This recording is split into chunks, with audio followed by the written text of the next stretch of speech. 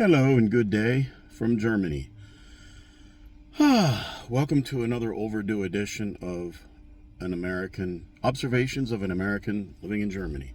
It's been a while since I put out a video. Been kind of busy lately. My stepdaughter is visiting with us, and my wife is working from home. So, forgive me for being out of wind. I just came out of the gym, trying to burn off the lunch I ate at McDonald's. But that's one of my observations. McDonald's in Germany, rather efficient. They have kiosks where you order. It allows you German, French, or English. So you order it right there. You know, it allows you to type in like what kind of sauce you want, any special instructions, whether you're going to get a combo or a meal or whatnot. It has pictures of everything. Very easy to use. Use my American Express card right there. It prints out a receipt, and then above the counter they have a big screen with your order number on it. Mine today was 236. So you just look up there and it shows it, and then all of a sudden it showed green, and the guy came out with a bag and he looked at the number and he said something like 236, and I'm like, 236? And he said, yes, 236 in English. So I picked it up. I bought lunch for my wife, myself, and her daughter. And we just picked up things a la carte. Got plenty of stuff. We didn't get any drinks because we had soda at home, but it was like 22 euros for all three of us. It wasn't too terrible, really. I've gone there by myself just to get like a 9-piece nuggets meal with fries and a drink, and it's, 9-10 euros. But the chicken nuggets here, they're probably better for you. They didn't taste quite as robust as they do in the United States. So I'm thinking that the Germans probably don't allow a lot of the emulsifiers and preservatives and nasty stuff in there. Also, if you get soda pop here, or cola, whatever you call it in the United States, because some places it's Coke, some places it's pop, some places it's soda. Anyway, when you get a soft drink, there you go. You get a soft drink here, they don't use high fructose corn syrup. Every soft drink I've ever had, they use real cane sugar, which actually tastes a lot better. Now all they need to do is bring back some glass bottles back to the United States. Over here, you can get pop in plastic bottles, but you can also get it in I believe they're 1.5 liter bottles, and they come in a little carrying case, and there's 6 of them in there. They do charge you a deposit, but when you take it back to the store, they give you that back. I guess it cuts down on littering and promotes recycling. It is a pain, but you get used to it. When you go to grocery stores, they don't really give you bags. You have to buy them. So sometimes when I'm in there, if I forget a bag, I'll find things that come in a cardboard carton, and there might be 1 or 2 left on the shelf. So I'll take the thing out of it and stick it on the rest of the full ones, and I'll just use the box to carry stuff in. And when you get a shopping cart at some stores like Rewe and Edeka, you have to put a euro, but a quarter works too. You put it in there and it gives you the cart, and then when you finish, you put it back and you get your money back. It's a way to keep carts from ending up all over the parking lot, which, they do that in the United States at Aldi, as far as I know. At least they did where I lived.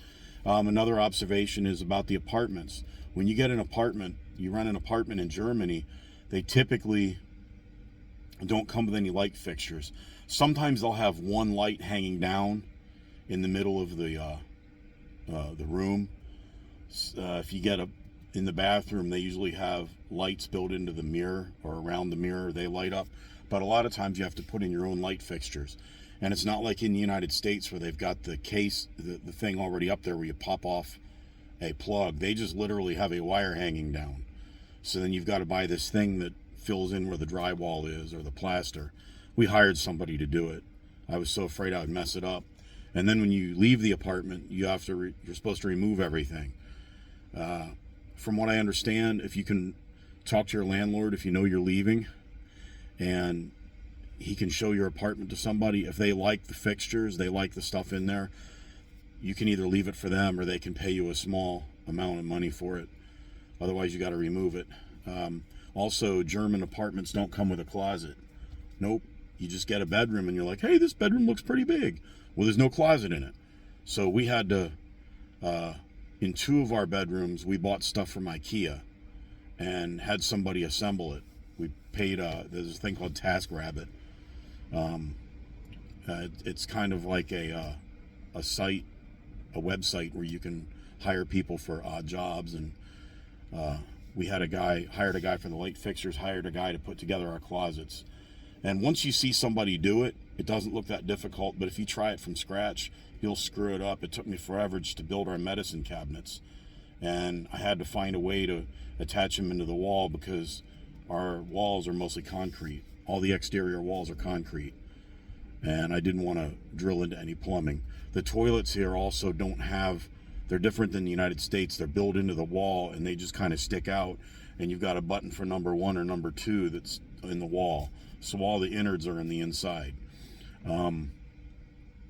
But they do generally work pretty well. I noticed that with the 3rd bedroom, we got quartermaster requisition housing stuff. They're basically portable wardrobes. They're rather big, but they're not very heavy. We got them as part of my wife's job. We get them from the American government here. Also, German refrigerators are a little more than half the size of an American refrigerator. So we get an American refrigerator that runs on 220 volts that we have in our, I guess you could call it a hallway storage room. It's where the electrical box and the plumbing stuff is. And I built some shelves in there. So we use that as our storage room, but we have an American refrigerator and freezer in there. I use that mostly for beer and Coke and wine and stuff like that. Typically in Germany, people will go to the grocery store probably 2 or 3 times a week because so many stores are within walking distance. In the United States, we're more accustomed to making our Walmart or our Costco run once a week or once every 2 weeks. So there's a little bit of difference there, but we can still go on base and get stuff. It's about a 15-minute ride to the base, and there's a commissary and a PX there. They're also open Sunday. In Germany, all grocery stores are closed on Sunday. The only thing that's open is kiosks and gas stations. And the German construction of apartment buildings is very high quality, at least ours is. That place is solid. And with the cement walls, it even makes it hard for us to get internet in the back room. The internet here is very fast, but the router is not very strong as far as transmitting. We bought a booster, but it doesn't seem to work very well. So we're probably going to have to buy a LAN cable, LAN, and we're going to have to move our router from the living room probably to the center bedroom or maybe in the hallway where it'll get better signal throughout the house. Even when I go out on the terrace, sometimes the reception gets a little fuzzy. But the internet here is really, really fast. Every now and then it'll stop for about 5 minutes and you'll look at the router and the lights will be blinking differently and then it resets itself. I've never had to call them yet, so that's a good thing. And we have Telecom. They're the same people who own T-Mobile in the United States. And for our cellular service, we have what's called Aldi Talk. It's prepaid, $17.99 a month, unlimited talk and text. And we have 16 gigabytes of data. It used to be 12, but they upped it to 16. The most I've ever used is about 8.5 in a month. And that's if I stream a lot of audio. So that's just more observations. It's been rather unseasonably cool. Today it got warm. It feels like it's about 82, 83 out here, but it's not humid. It's not bad. So, I mean, I'm just sitting in the car. I don't even have the air engine running or anything. I just have the driver's door open. And the only sweat I have is because I was in the gym. But that's enough for today. I'll be back with another one. One last thing. My wife and her daughter and I went up the Rhine to Koblenz and then down the other side. Got to look at some castles. We actually went in one and went up in it on the way up on the hill. That was a hell of a hike. And they didn't have elevators back then. And I noticed that some of the fireplaces were pretty big, but they didn't exactly have central heat back then. So it really would have been interesting to see this place in the Middle Ages. Not that I would have wanted to have been there, but it would have been neat to watch it as an observer.